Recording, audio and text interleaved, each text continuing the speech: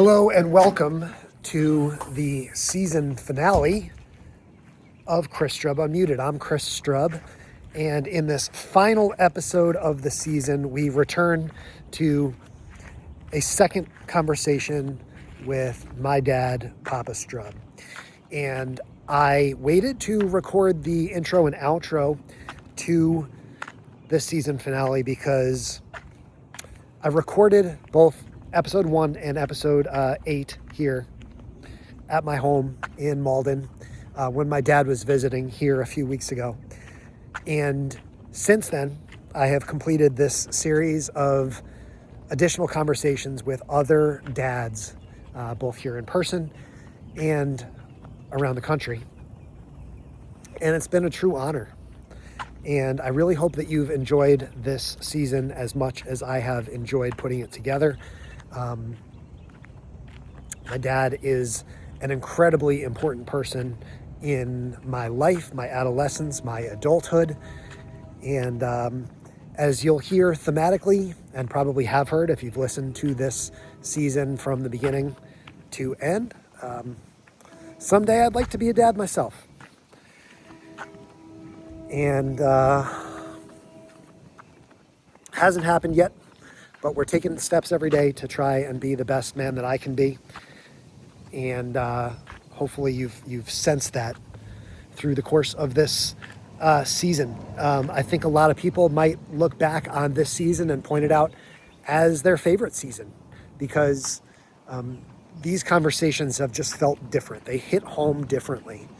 And it's my hope that as you listen to the conclusion of season 6 here with, again, Papa Strub, that these conversations have been enlightening, have been meaningful, and have been insightful to you as they have been sincerely to me. So without further ado, enjoy the season 6 finale of Chris Strub Unmuted.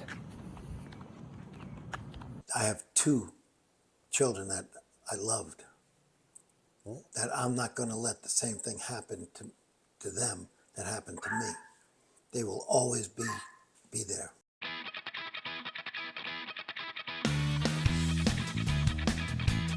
Pops, it's your move.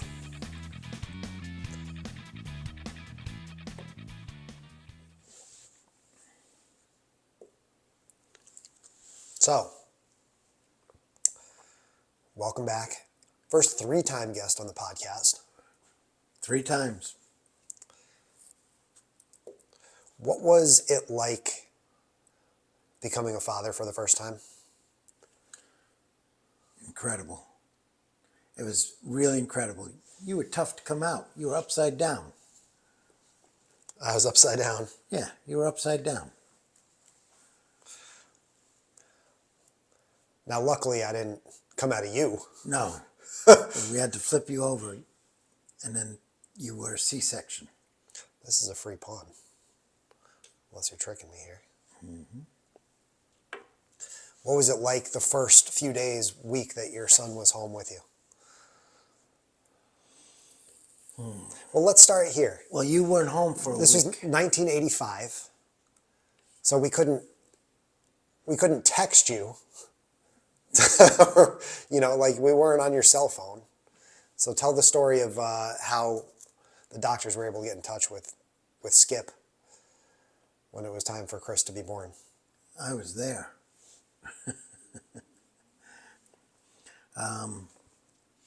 You were C-section. So we went to the hospital, the doctor, and they said, okay, go to the emergency room because she was in labor. And it was the 23rd, right, of August. Friday. Right? I wasn't allowed in the delivery room because it was C-section. So, good distraction, though, having me talk about that. We're recording this is the season finale of the podcast here, too. One of my friends told me recently she prefers to watch videos when there's something going on. So instead of just sitting next to each other and talking. Now you get action here. I may even make Jeff put the little thing on the screen that shows the eval bar as the game is going on. Let's see if I can figure out how to do that.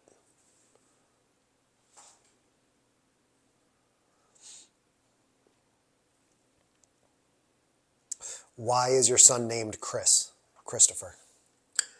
Because everybody wanted to name you Charles after me, and I said no. So, Why would I not just take this knight? Are you trapping me? I'm going to take the knight.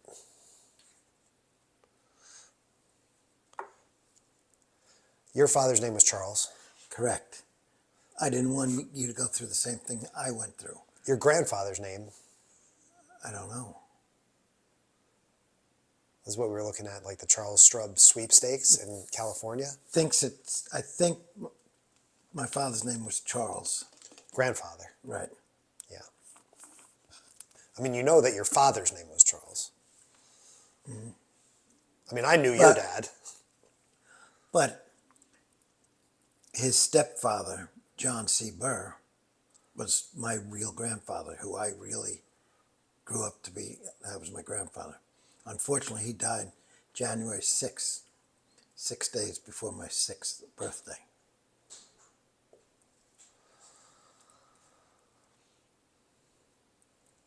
Which was not a happy day. So where'd you get Chris from? I like the name Chris. CJ. Who's CJ? Chris Jordan was the guy I worked with at Finnegan's. He was a good friend. He was always there doing a lot of good stuff.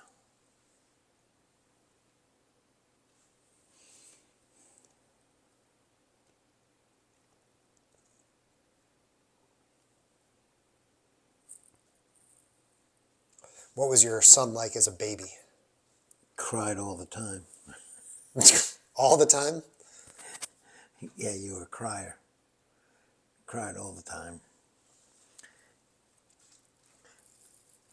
With you, though, because you were a breech baby and your feet were actually curled up underneath like this, we had to put you in a Browning bar, which a Browning bar has shoes on it, and they were locked on a bar going across, and the shoes were on a gauge where we could set how far they were bent out.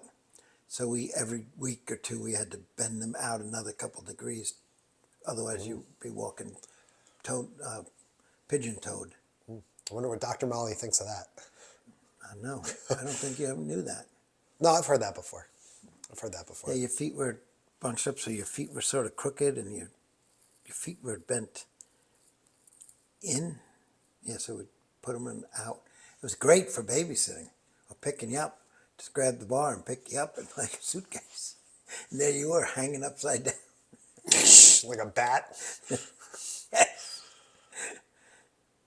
Jeez, maybe that explains it all.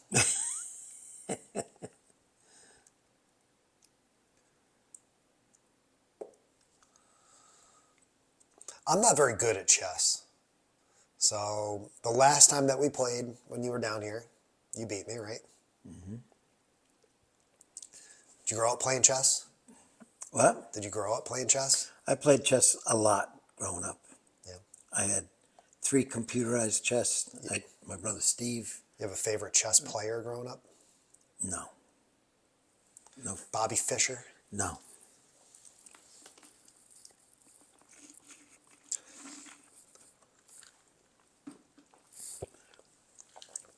I've started to appreciate chess more as I've gotten older. I love watching chess. I'm not a great chess. I think anybody that's watching this will immediately see that I'm not by any means a great chess player. So I used to be, but it's been too long since I've played regularly. And I don't really... If you don't play regularly, you lose it. Yeah. Last time I played was when I played you. Which is, I think you just blundered a knight. But the last time you played me, you trapped me, and I lost pretty quick. So, you know, maybe you did that on purpose.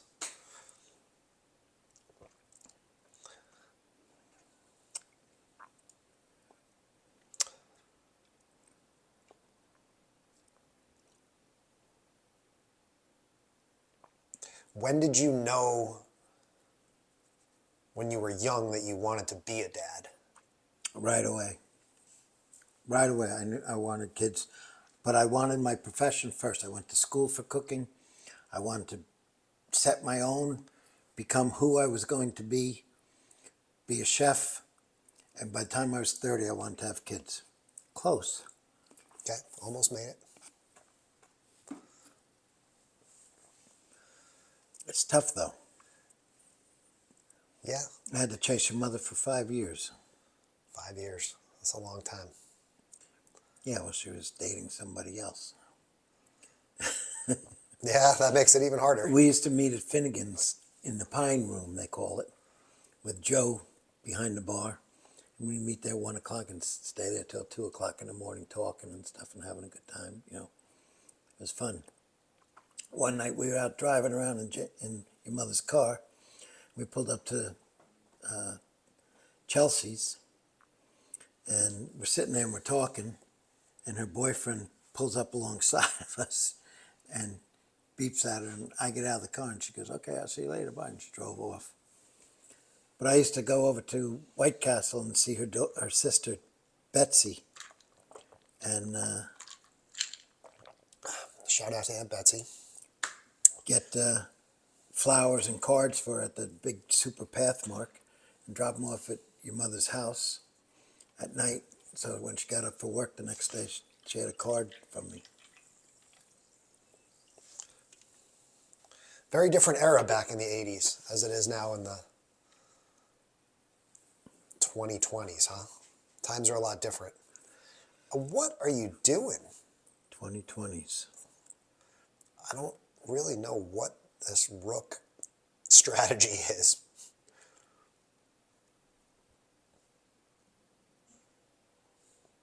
How can I Get through my defenses? trap? Well, I'm up a knight. Doesn't matter. I'm up a knight and a pawn, actually. Ooh. That's rust on my part. I lost one knight that I didn't see. I can turn the hints on for you if you want with the smart board. No. You need to know which way the pieces can go? No. The horsey can jump?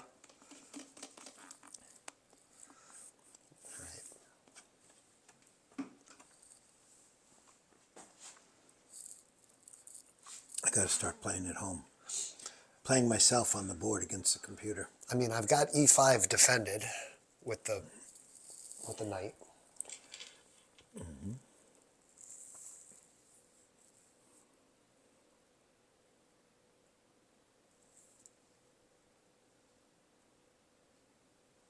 It's defended twice. So I could...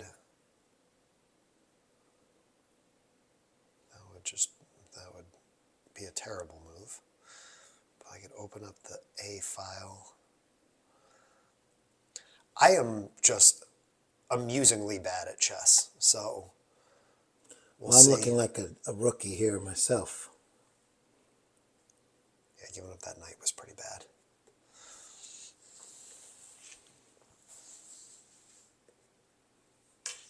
Okay. So how are you defending that? The piece is undefended too. Just take it. Good. Just take it.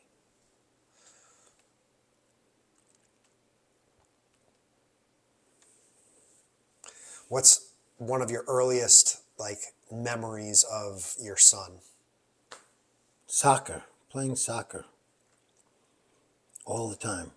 So when I was a little baby, you get me a little mini soccer ball No, to you just... play in the crib with. I was also working a lot of hours. Yeah. You know. Being a chef, I had to go to work early and come home late. Your mother did a great job of raising you. Your mother was the best mother that you could possibly have had. She's pretty great. She's pretty great. I think I could beat her in chess, though. I don't think she's a chess player. Isn't that wonderful? Isn't that wonderful?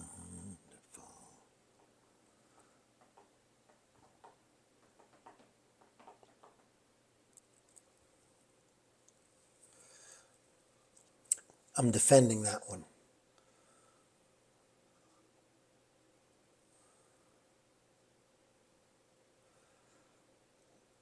Mate in 4 moves.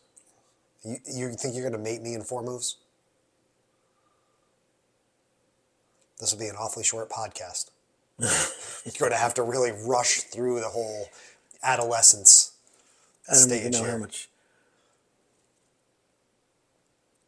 Well, you were always good at school. Your mother, you're a good student at school. Nobody ever complained about you. Your teachers were, praised you all the time. I spent a lot of time with your Grandmother. Yes. Tell us about her. Granny was special because she taught you how to read and write. She read to you a lot. And the purpose of that was? To go up 8 points of material? Okay. You just told me you think you're going to mate me in 4 moves, but you are way down on material now. Okay. All right, so now I got to defend that. How do I defend that? Defend what? Defend that knight.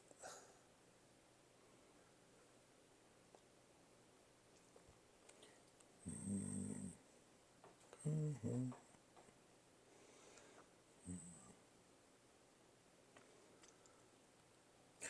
Well, unfortunately, both your knights are on white, so they're moving to black. And then we go to a black attack. I'm going to move one of the knights, but I don't know which one. Mm-hmm. I think it actually makes sense to move this one here. Okay. Tell us more about your grandmother. What made her a special person? You have 3 minutes on the clock too, so you got I'm time. up 3 minutes? Yeah. You see the clock over there? Yeah. So Dad beat me the last time we played, but like the time before that and the time before that, we played a much shorter time controls and you just ran out of time. Mm-hmm. We saved a little bit more time for this game today.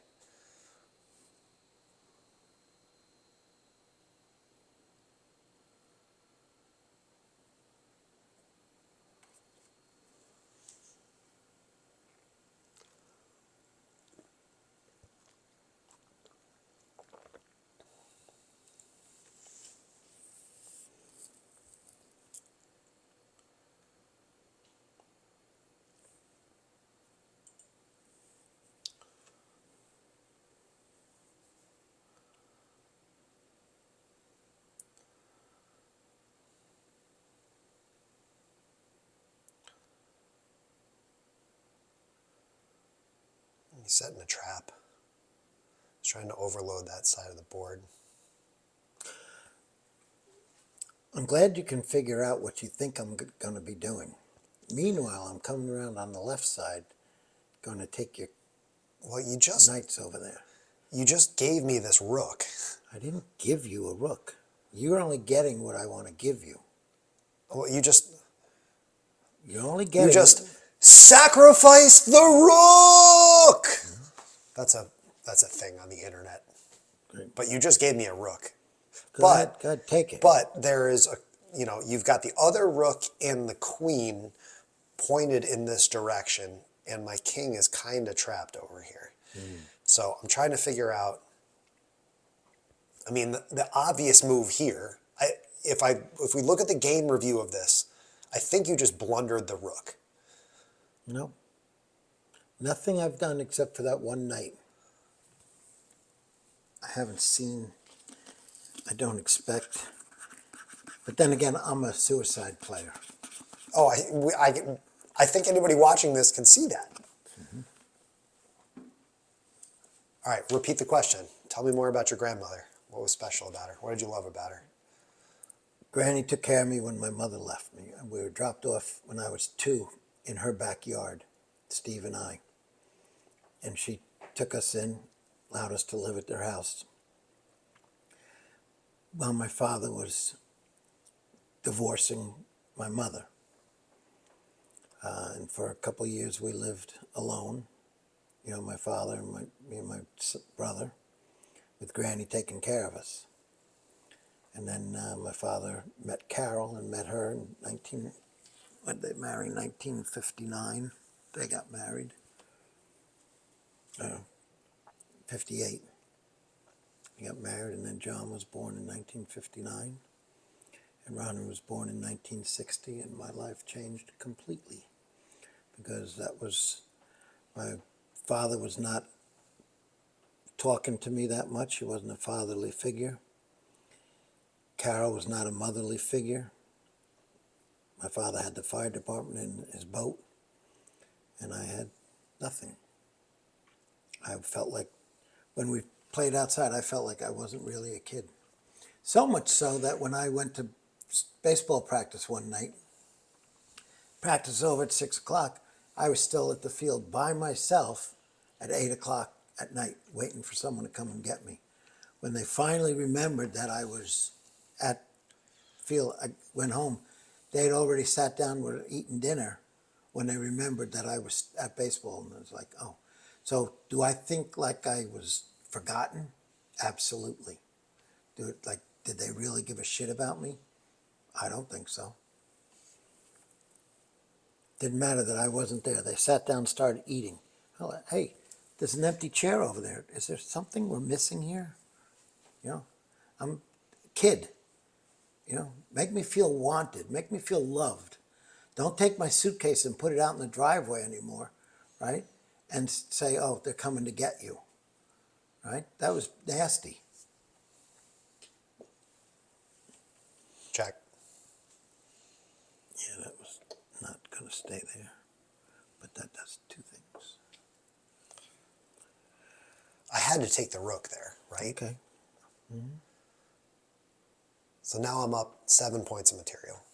Points don't make a crap of business unless you can play with pieces. So you're clearly trying to overload this side of the board and trap my king.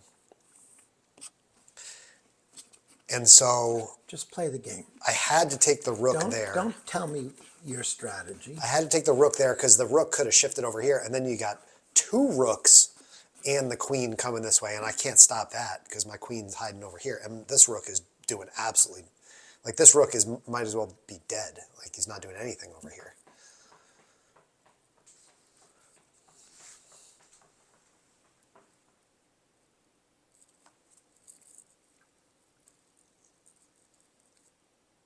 So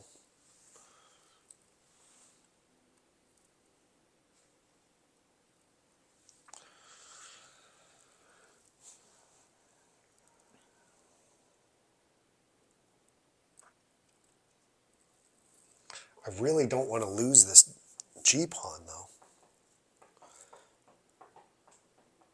Like, I can't open up that file either. Like, maybe castling was a bad idea.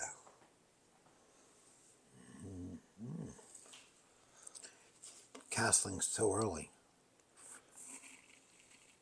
Because like now he's got nowhere to, King's got nowhere to go.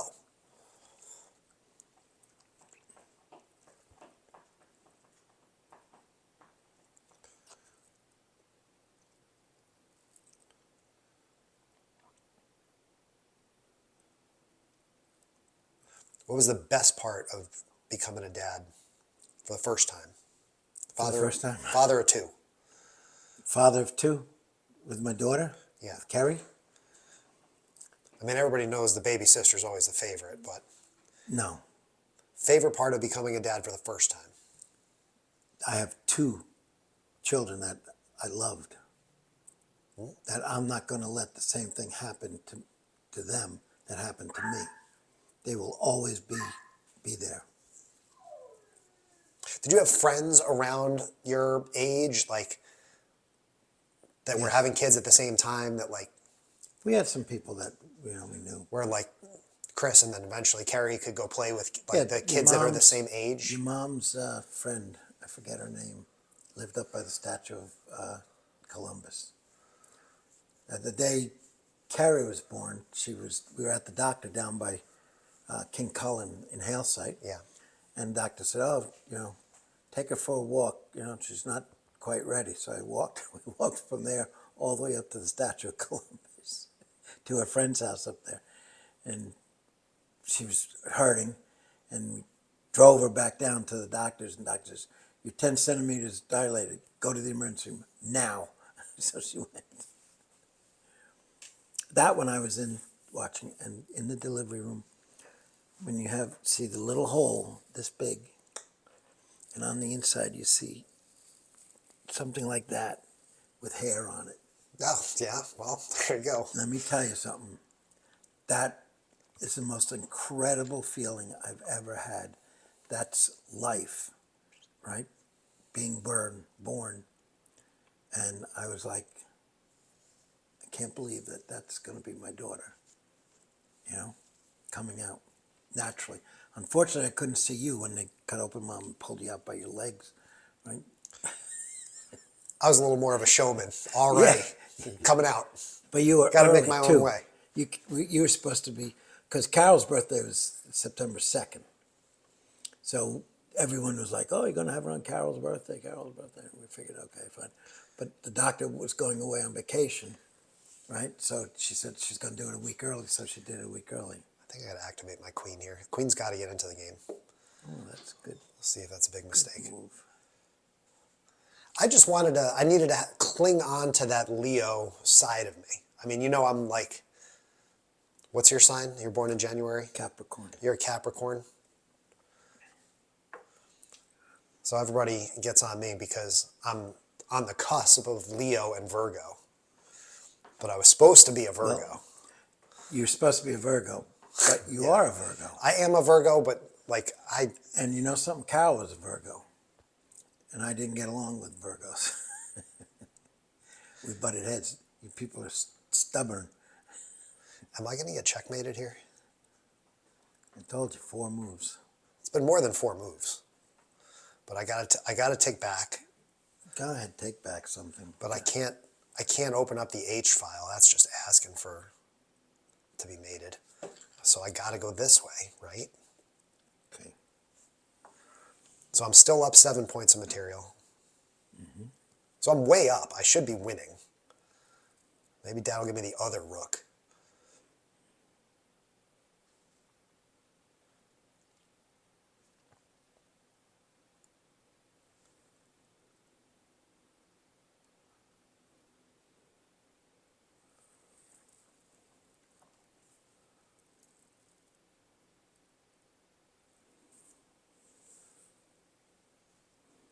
All right, your son graduated and your daughter graduated from the same high school that you went to. Yes, very proud because you did so much with your athletics, your film festival, your honor society stuff, which you were mad because some asshole teacher wrote a bad report about you in the 9th grade and said something that, he's the instigator for trouble in the class. Do I seem like an instigator? Yeah, you would, rile people up, and then you would sit there and go, oh, I didn't do anything. That's what he said. You'd get him going. Do you think he was right? Probably at that time, yes. You still think I'm an instigator? I'm 40 years old now. No. All right, what are we doing here on the H file? This has just got nightmare written all over it. You're building a channel here to get around and through to my king, and I don't like it. However, I'm way up on material. I mean, I think, and God, I don't want to leave the king just totally unattended here. Can I uncastle? Nope.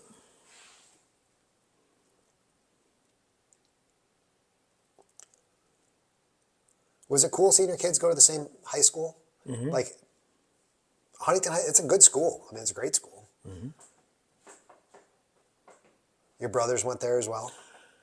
John did. Your grandfather went there too. Yeah. What year did you graduate from high school? 72. 72. Steve graduated in 70. My father graduated in 1947. Okay.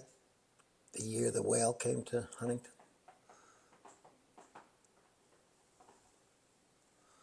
That might be a big mistake. Is that you didn't want me to go there?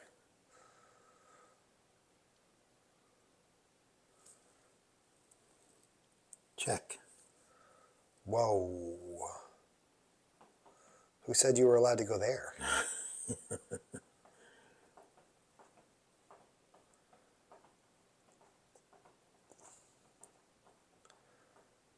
Okay.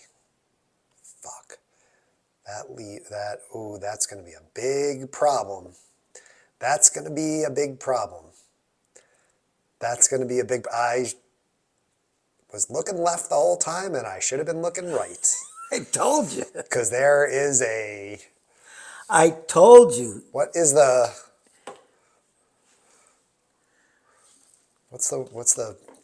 tool that you use to shoot fire all over the place? Flamethrower. A flamethrower? That queen is about to be a flamethrower over here. Going to be a problem. Depends on what moves you make.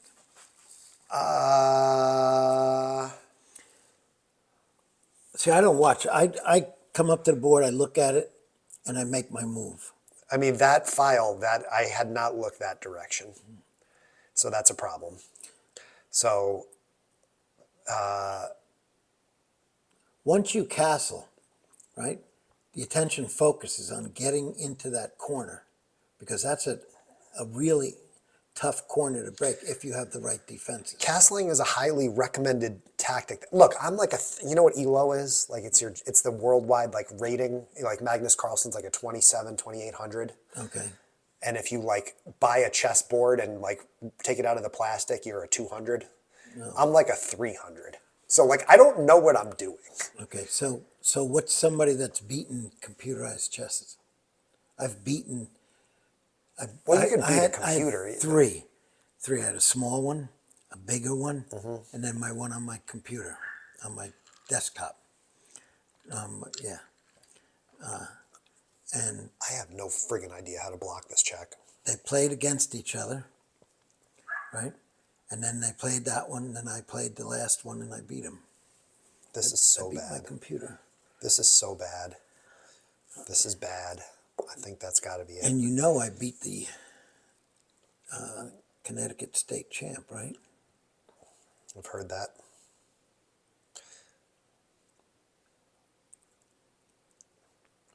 Tell me about the feelings of sending your son to college. Son went to Binghamton University.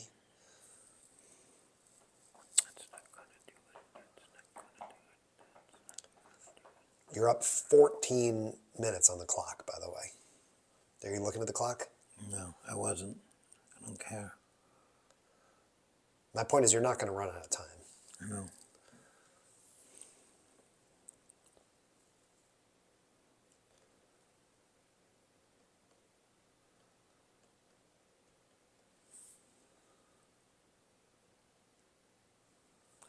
Can't do that.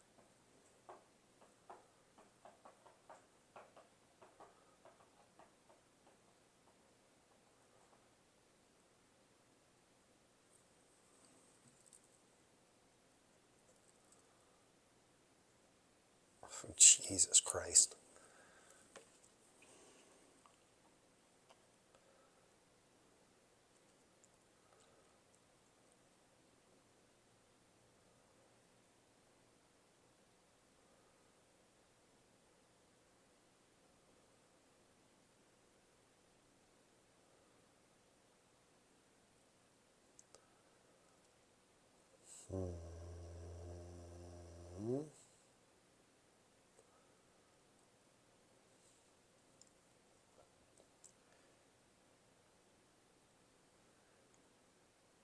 All right, pose the question again. Son went to college. What was that like sending your firstborn to college? I wasn't as concerned about it as your mother. She didn't want you to go too far away. My main concern was paying for it, where you chose. You looked at a bunch of different places.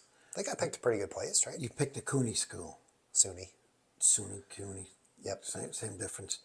The state paid for a lot of your education wasn't as expensive as if you had gone to California or something like that. I don't know what other schools you got accepted to. Gosh, I don't even remember either. I know I'm still on the wait list for the University of Pennsylvania. Oh, there you go. So one of these years, They're gonna you think call they're you going to and clear say, the wait "Go." list? That's where Dan went. UPenn. Dan Yingus. All right, how do So- I get the hell out of this? So mess? your college education was important. We came up there. It was when I was going through a divorce with your mother, and we still drove up there together to see you. Remember that? Yeah. We took you up. Mhm. I don't know what Jody's problem was, but he didn't want me parking my car at your house.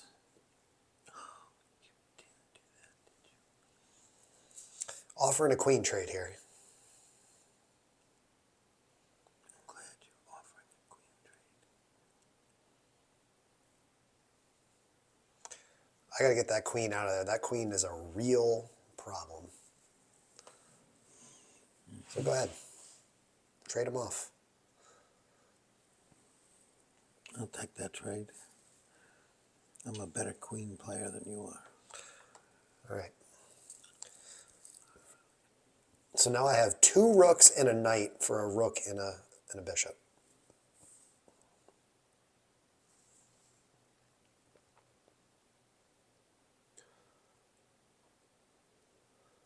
What was that? Why would you do that? Why would you do that? Don't do that. Okay, I'll take it back. Nice try.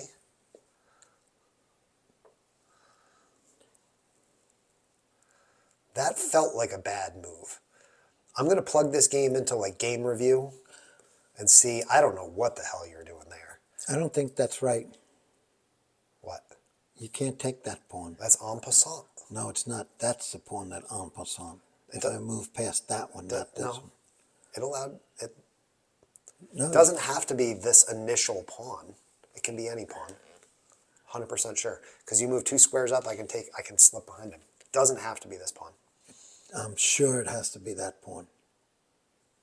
It is a legal move. If it was an illegal move, like if you tried to do this, it would keep flashing and tell you can't do that. I know. Like the board knows what the moves are. So.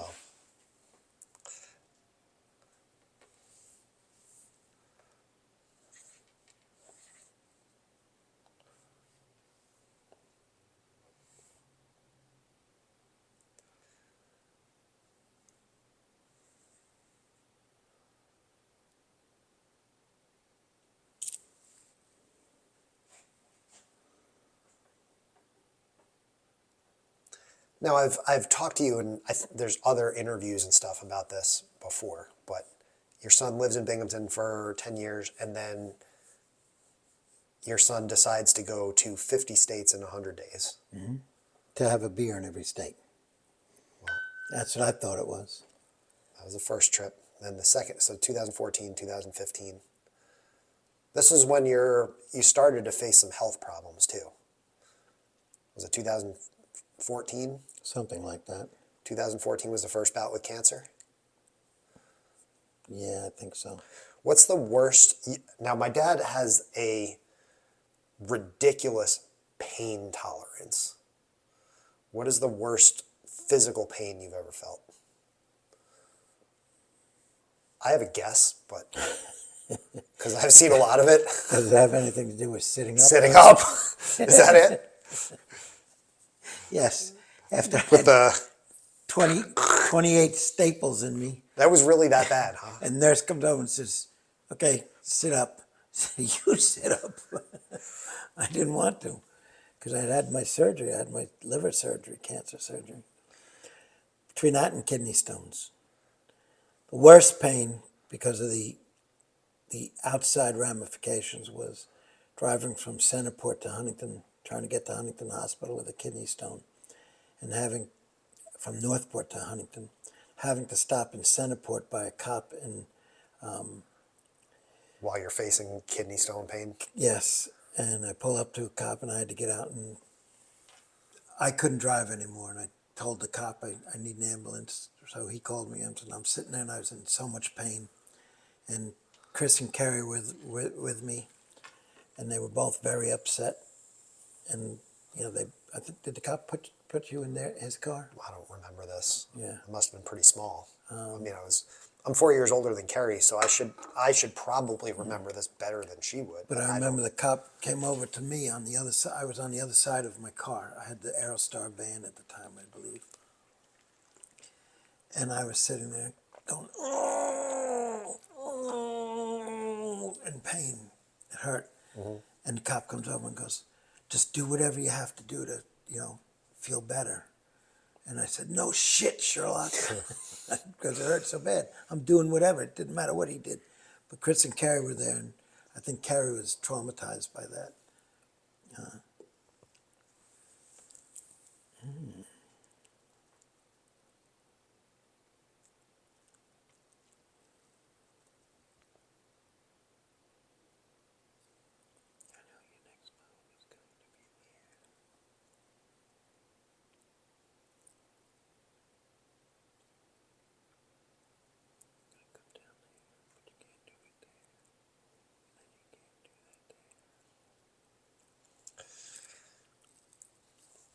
I'm up 9 points of material. There's no way. Yep. Okay. So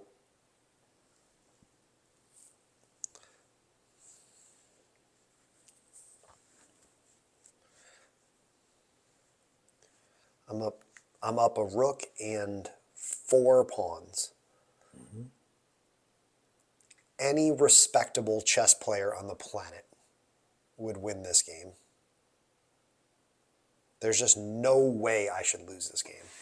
Nope. No way. Nope, there isn't. You should win this one. Because all I have is a rook.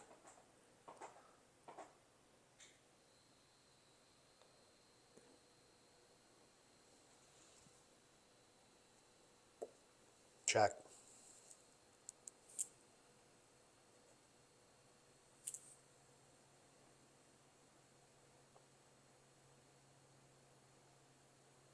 I know the move you should make. I think I know the move I should make too.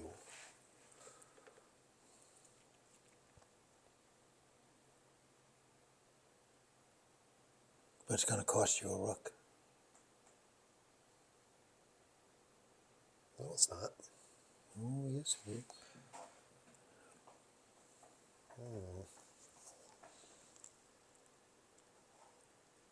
Oh, sorry. You're good.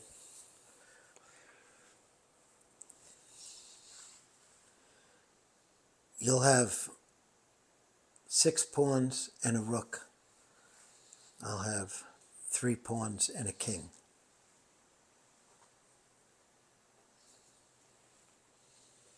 Can you see me in that camera? Yes. Okay.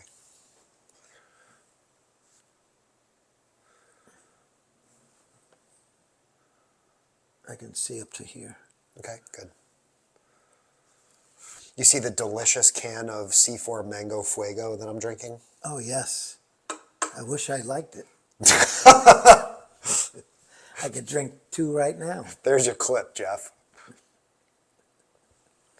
What, cut that out? Yeah. I think the right move is to start prodding your king with rook e2, but I'm trying to figure out what happens after that, because then you're going to dance that way, and I don't have another way to chase it down. I don't want to lose the rook, so part of me is just saying,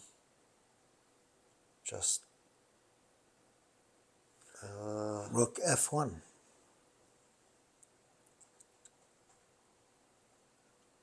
I can't go rook f1. I have to jump over those pieces. It's not a legal move. What is this, 1 here and that's 8 over there? This is E. This is the E file. Is this 1 and that's... Why would I go rook E1? No, so I can just go... Yeah, that would be you want payback from the knight that you handed me before? F1. 8. Oh, wait. If I sacrifice the rook there,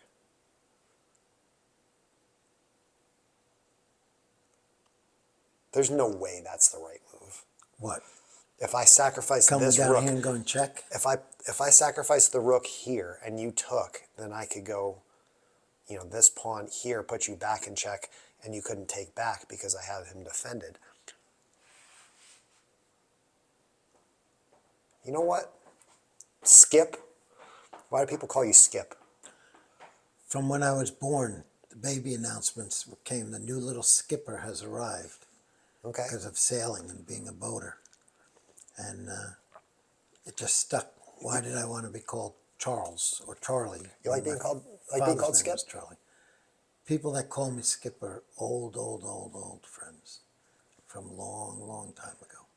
That didn't answer the question. You like being called Skip? Yes, I do. I like being called Hop, Papa Doc, Buster. Those all are nicknames that I've gotten over the years for different reasons. Okay, you going to attack my single pawn over there? Move your pawns up and start attacking? I think so, because that pawn is defended here. I don't know what the hell we're doing here. These guys can't do anything. So I think I just start marching this way. Okay. I mean, I'm not very good at chess. So, yeah, that comes off. That's fine.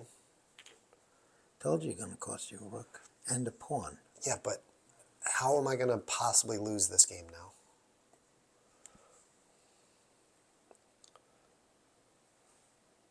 Yeah, I think this is over now.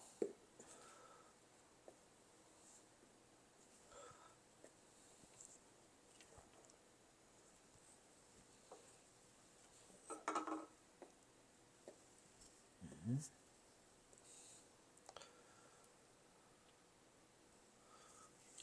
I mean, now I'm up 15 points of material.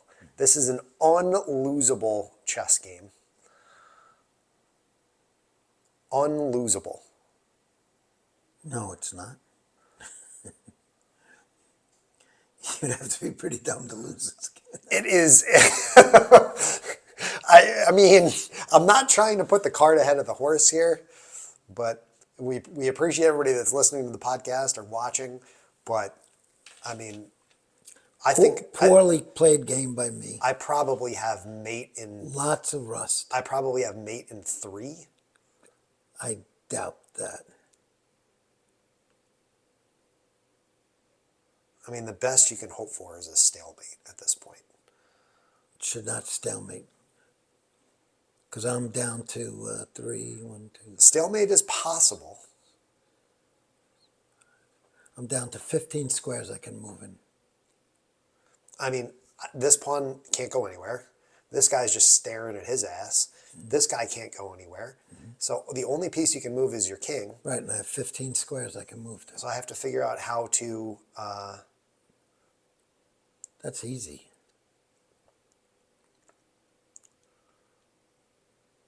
Want me to tell you?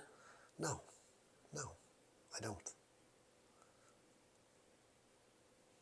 Do you remember the first time your son beat you in something athletic? Mm-hmm. Tennis. Yeah. I remember that very well. You've beaten me at chess a bunch of times too, which I'm good. I'm glad. I like when you beat me, but you'll never beat me in Battleship. Well, unfortunately, I don't have a battleship board. You never could beat me. That and Stratego. Stratego too. All I want to do now is not stalemate.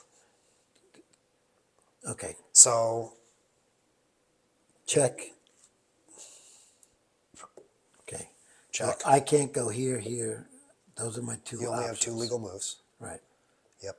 So I'm going to go there. You got to move your rook up. Move it up. Yeah, because you can't go there. Move it to the white spot. I got you. I can't go in this road. I can't go there. The last thing I need is for you to explain to me exactly. Is my board stained? Does that look like it's stained? It's blood. It's the blood of Charlie So Strub. if we play and you don't move within 5 minutes, I win. Correct. Where are you gonna go? Tell me I need to go get my dog. You're up 23 minutes on the clock. Well, that's because we're not recording Charlie Strub Unmuted. We're recording Chris Strub Unmuted. I want to ask you all these questions. What else do you want to know? What was it like going to school? Culinary. Lived up in Hyde Park, Poughkeepsie, New York. This is going to be a 5-minute story. Watch this. He's doing everything he possibly can. My grandmother used to come up and get me every weekend, bring me down in her Javelin, and I'd tool around Huntington, driving all over the place with Paul Denegris and a couple other friends, 3 in the back and Paul, so there were 5 of us. We used to hang out at Heckscher Park, and then the next weekend I'd come down regularly, and the Denegris would say, "Oh, you and Paul did a lot of stuff last weekend." And Carol and Charlie would look at me and say, "You weren't down here last weekend." I say, "I know, I don't know what you're talking about."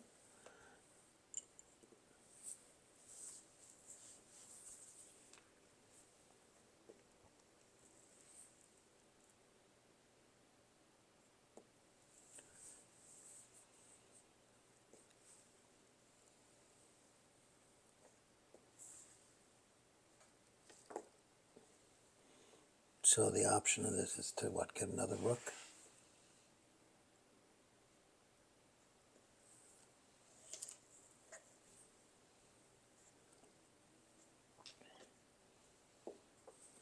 You're looking to get another rook? Need another queen?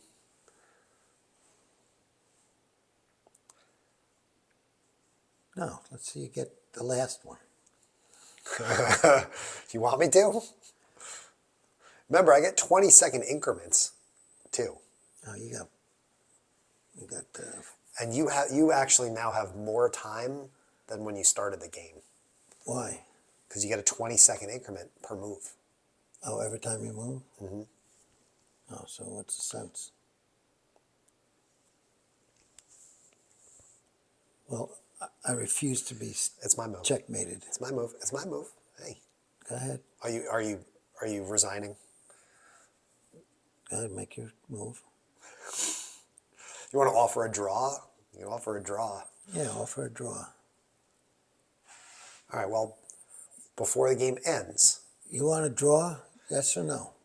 how do you think your son would be as a father, as a human father? I think my son would be really great as a human father. Even if he just adopts, he would be great. It'd be nice to have a girlfriend for him. The dog is nice, but it's not a human. You know, you can love, and the love is different. And you have to watch out getting too attached to the dog, right? And maintaining your self-respect and your maturity, because you can, play with the dog and people think, "Oh, this guy's crazy. Look at how he treats his dog," right? That's how I used to do with Lolly. "Oh, you all the time," and they were like, you're sort of getting overly attached to Lolly. Now, why are you doing that? Because this is good content. The people want to hear from Charlie Strub.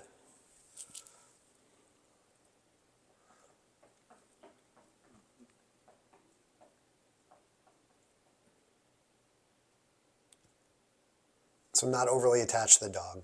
Right. But someday, your son is a human dad. You also have to. How do you think that would compare to being a? How do you think that would compare to being a dad yourself? Dad? Yeah. I can separate between the two because I've had 2 kids, right? I know what it's like, right? And I know now with the dogs that I love them, but they're dogs. Are you resigning? Yes. Whatever it is. So, and it's tough to separate like that.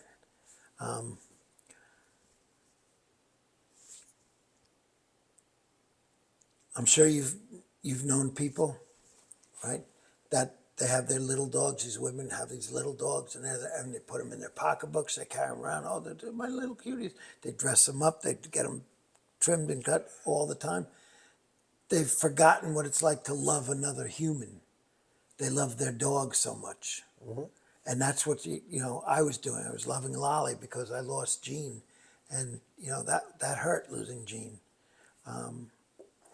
You always have to remember that you're a human. You need human contact. Not dog contact. Dog contact is nice, but human contact is extremely pleasant. Papa Strub, thank you for being a 3-time guest on the podcast. We'll do it again sometime. Yes. Sound good?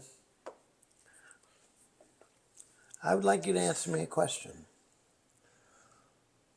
Do you think that your work ethic and how much time you put into everything you're doing, your house, your jobs, your dog now, everything, is keeping you from being a human being, a person, and going out and finding a girl? Is it, you don't even have to answer, right? In my opinion, there's certain things you have to do to have a girl. You have to be clean and neat and be, mature, okay? You're always dressed up running. You have all these running mates and stuff like that. That's great. Maybe she's there, right? Maybe she's not. Yep. Maybe she's somewhere else, doing something else at the dog park, walking, sitting on Main Street in Greenville and having another girl walk by with a dog, and you meet up and you start talking to them. You've got the gift of gab. You can talk to anybody. You should be able to start up a conversation. But then remember, the girl wants the attention, not the dog, right? You can't be loving your dog with the girl that, oh, lovely, lovely, lovely. And Okay, I got you. keep the, oh, love you, dog, oh, love, for home. When you're out in public, oh, that's a good dog, be a little bit more. I got you. If a businessman sees you out there and you're wanting to get a big contract with him, he's going to say, well, this guy doesn't seem that mature. Or you face your rooks in. You're... All right, I hear you. Life goes at its own pace. And Papa Strub. I lost, your mother back in the 90s, right? 92, I got divorced. Lost to divorce, not death. Right. Papa Strub. Okay. Well, right. So it was a long time before I found somebody else after that. I went into a dark period of my life. Yeah. Right? I was very upset. It was very wrong. I just wasn't mature enough to deal with that and stuff. So I started using drugs. And for 10 years I did, crack cocaine for a long time. And you guys knew it, but I was always there for you, right? Your soccer coach and stuff like that. President of the Health and Safety Committee of the PTA. I knew exactly what programs to get for the drug thing because that was me. So I matured in that point, right? Of my life. Well, I will tell you too, I'm really proud of myself having gotten to where I am today. I am very proud. I run my own business. I work multiple jobs. I got Link. I got a beautiful, the house is amazing. But also existentially and just personally, having seen what you went through with rehab and also losing mom and that stuff, I'm proud of myself just to be here. And I know you joke about my energy drinks and stuff, like a beverage, but I have worked extremely hard in my adult life to not become a victim of addiction because I've seen how hard you work. Thankfully you're better at staying clean than you are at playing chess, but Oh, wait a second. I beat you the last time. I just wiped the floor with you in this game. But in all seriousness, Whoa, whoa. You don't sit there and talk down to somebody after you beat them. I just You know, it's a clubbed. gentleman's game. I think You don't just say, I wiped the floor with you. I want to didn't wipe analyze the floor. because when you came over here, Here he goes. when you came over here, why didn't you come take the B pawn? Like you had all of these pawns and that knight that you could have just knocked out. When you put me in check here, you could have, instead of continuing to focus this way, couldn't have. you could have wiped out all of this with the queen because I couldn't defend it. You had the two rooks, the two knights over here. No, the knight was already gone. We traded off the bishop for the knight, and Yeah, then but you had the other knight over here. That's a strong position. I think the knight was here. This was one and one was here. Right, but then And you moved this one over to here. but we traded off this one. Right. So when my knight was here, you had your queen here. I couldn't defend this pawn, and then by association, you could have come in and taken this pawn and put me back in check. Like that's when I was saying flamethrower, you could have basically wiped out this whole side of the board. If you come in here and then I try and defend with the rook or whatever, like you could have taken this rook too. But I So wasn't attacking the rook. I was attacking your king on this side. I know, but And you castled. when I got So it, now my idea was get my queen and my bishop out here and attacking that way. And I was one move away from doing it. And I had my rook coming down there. yeah. Well, you saw I was very conscious of what was happening Yes. here to the point that I wasn't watching this attack, and I thought I was screwed. But I was conscious. I was looking for the diagonal attack, not the forward attack. But your bishops were already gone. Anyway, just to finish my point, This one was still here. I was, yeah, but it was the white, and I wasn't worried about this, over here. I'm proud of making it through my 20s and 30s and the first part of my 40s, not falling into addiction. Not falling into addiction. Because and you've always said, like, don't, like, you've been through some shit. We could do a whole season of podcasts about the shit that my dad's gone through. I know you don't really love reliving and talking through a lot of those experiences. I don't mind talking about it now because You often shy away from it when I brought it up in the past. Because you like to focus on the recovery and how you've moved on and you also worked at what is it, Apple, and were able to help others through and that's something that I really admire about you is that stage of your life, you turned that horrible experience that frankly, you're probably lucky to have survived that period in some ways. So to still be here, I say thank you every day that you're still here. But you took that addiction experience and turned it completely on its head and were able to help other people escape their own addiction challenges. So that's something that I definitely... Even outside of that, people come to me and say, oh, my son is doing this. Can you give me some advice? Yeah. Right? This shit's really real. Home, does it? Yeah, it is. It's really real.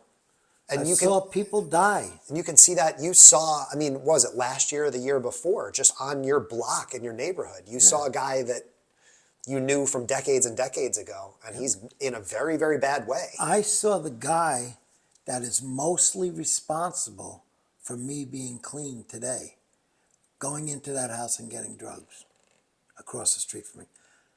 Brian Kelly. He was my counselor. He was my counselor to help keep me clean. Yeah. He knew more about me than anybody else. And I was there when we saw him. And to tell you the truth, that was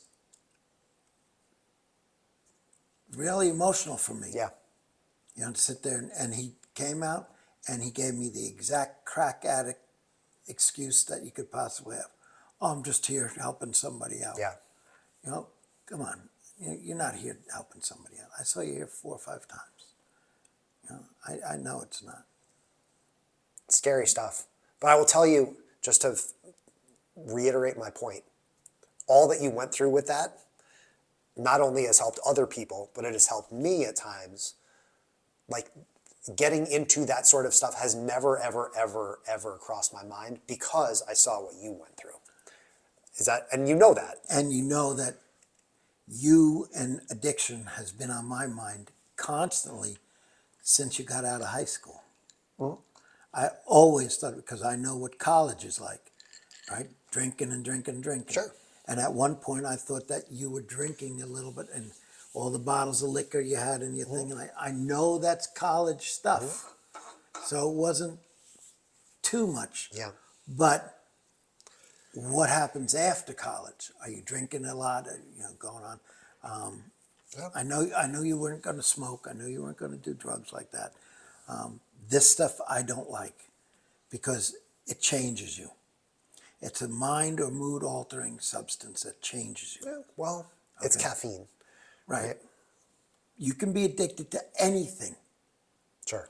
Anything at all. There was a guy addicted to juju beads, the little beans. He used to have to leave his job. He worked at A&P. He was a manager. And he had his juju beads in his pocket. He got all the way to work one day, and he went to get his juju beads, and he didn't have them. Had to drive all the way back home when he could have just stopped at a little store next door and got one. But that was his thing. Oh. You can be addicted to kicking your dog. You can be addicted to anything. I am not addicted to kicking my dog. Anything at all. Right? Well, yeah. I mean, I think in my mid-20s, especially because I was working nights, that was tough. And I didn't, once Binghamton was great for college. And then 23, 24, 20, I didn't really know what I wanted to do with my life. That's when you were doing the... I had roommates who worked at the bars. Groupon. Yeah, Deal Chicken, stuff like that. So, I think everyone to some degree maybe goes through a phase like you're trying to figure out both who you are and what you want in life and stuff like that. And I wouldn't trade that time for anything. But no. I think the one thing you can definitely say, you've seen me here. It helped you grow. You have a house quicker than I got a house. I mean, I had a beer yesterday, and I had an open tab with people trying to buy me beers, and I was like, no, I'm good. It wasn't our tab. No, it wasn't even our tab. It wasn't even our tab. We could have had anything we wanted. Yeah. So the alcohol stuff, like I drink a beer Sunday afternoon if it was nice out, go drink a beer, mowing the lawn. But the beers that you see in the fridge are the same beers that were here in January when you were 5 months ago. So it's like, not worried about that at all. That's good. So, but it was a concern of mine. Drinking, right? You're drinking, and I think to a degree, it's fair to say that you're more sensitive about that because of what you've been through, because you experienced it. You saw how a young man with your name and everything. And my middle name is Charles, so I am a Charles in one way, right? Like you see that, and you don't want me to fall into any degree of that. Nope. And I can tell you face to face, like that I haven't. Right? I'm here. I'm happy. I'm not addicted to kicking my dog. I don't know where that came from. I will tell you, jujubes, but no, because it's just things that I learned. Right? That you can be addicted to anything. Sure. You can be addicted to coming home and throwing your newspaper across your lawn. You can be addicted to coming home and just throwing your dirty clothes on the floor, right? And just not cleaning up. My concern is this, because it's caffeine. it gets you going, Right. and then you have a crash. And when you crash, it can be bothersome. Yep. You got to watch, I appreciate it. Papa Strub, thanks for being the guest on the season finale of Chris Strub Unmuted. We're not done yet. We're going to open up and start another game. Mine is empty. I need another 3 of these to get like he does. How many shots of mocha frappuccino are in there? It's got extra in there. All right, we'll get you a GSP. Thanks for coming down. I love you very much. I love you too. Thanks for opening up about some of this stuff, okay? I'll talk again soon. You can ask me this stuff off this unmuted. I know. I'll tell you anything you want to know. Anything. You could pick a year, and I'll tell you exactly what I was doing that year and what I did. I've asked you that stuff in the past, and you are hesitant, whether you're conscious about why you're doing it or how you're doing it or not.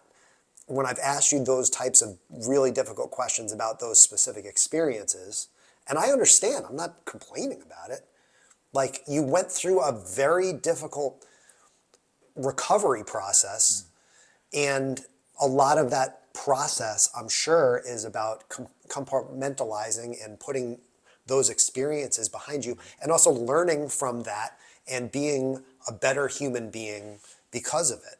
So the way that you've answered those questions that I have asked you in the past, I fully understand why it wouldn't feel great to relive some of those specific things or whatever, right? And some of it was, when I was 15 or 20, you may be trying to protect your son from hearing. 85 to 93, 94 was Tough. dark years for me. Yeah. But the point, again, we can wrap this up here. I saw how my dad dedicated his whole life to moving past that chapter, and still is, right? Yeah. Like, I don't think any time in the last 30 years it's even crossed your mind to get back into anything like that. Even going to, Mexico. Like, you don't even want, like... When on cruise, I used to drink pina coladas. A pina colada. And strawberry daiquiris. Yeah, but none of that has ever been like, oh my God, let me go home and get I can sit here and have a beer and it won't affect me. Well, I know you won't, but... Yeah, I know. We'll get you flying home first class this afternoon. We got to go here, but I love you. Oh, yeah, it's 1:08. I haven't even packed yet. Thank you. You're welcome. Love you, Chris. Thanks for watching and listening to Chris Strub Unmuted. Support the show by clicking like and subscribe. Leave a comment if you can, it helps. Follow me on social media at Chris Strub. And remember, we are all famous to a few people. I'll talk to you in season 7.